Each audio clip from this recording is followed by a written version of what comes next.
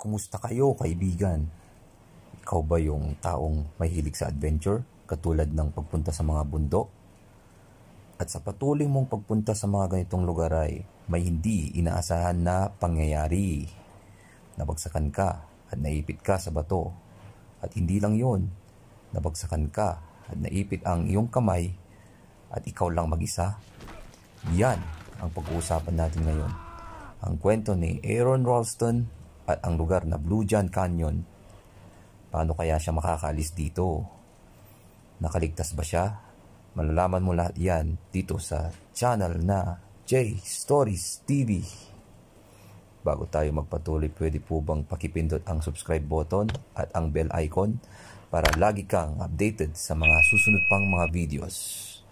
Umpisa na natin. Ang mga susunod na makikita at maririnig ay hindi kaaya-aya para sa mga bata. Viewer discretion is advised. Blue John Canyon, ang pangalan ng lugar kung saan nangyari ang lahat ng ito. Ang Blue John Canyon ay located sa Eastern Wayne County, Utah, United States.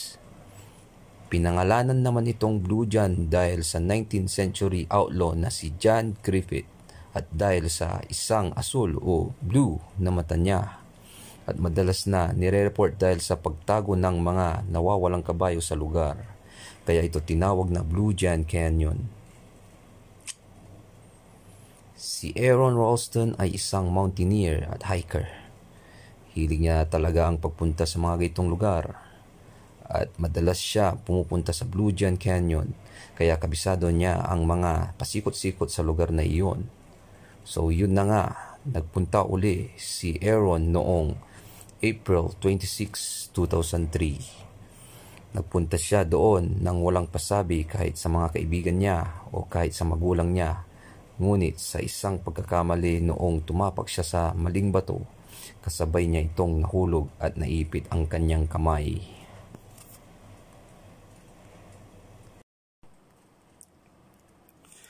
Hindi pa tapos ang kwento natin dyan, kaibigan.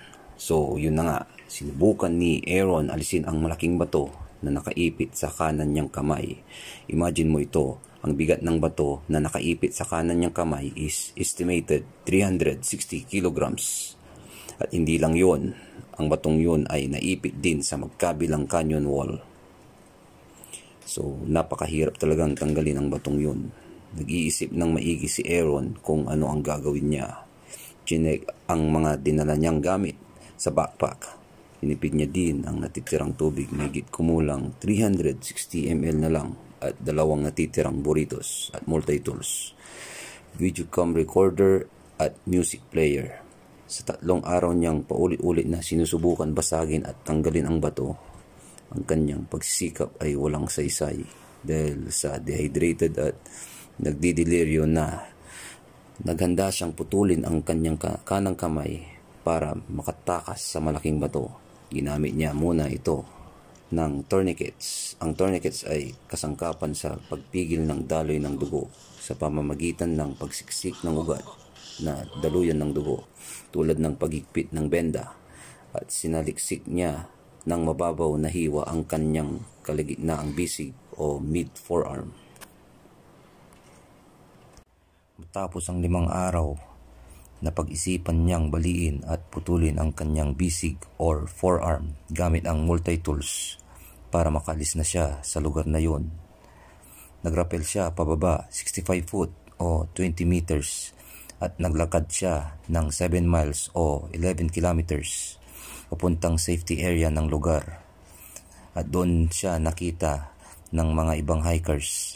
Tinulungan siya ng mga ito at sinundo na siya ng rescue helicopter. Well, kaibigan, dyan nagtatapos ang ating kwento. Ang lesson dito is laging magpaalam at magsabi kung saan ka mamamasyal o pupunta sa mga taong malalapit sa'yo. At pahabol ko lang, mga kaibigan, gusto nyo bang mapanood ang real footage ng ating bida na si Aaron Ralston? Ibibigay ko ang link sa baba. At mayroon din itong movie na ang title 127 Hours. Maraming salamat sa pakikinig Hanggang sa muli kaibigan.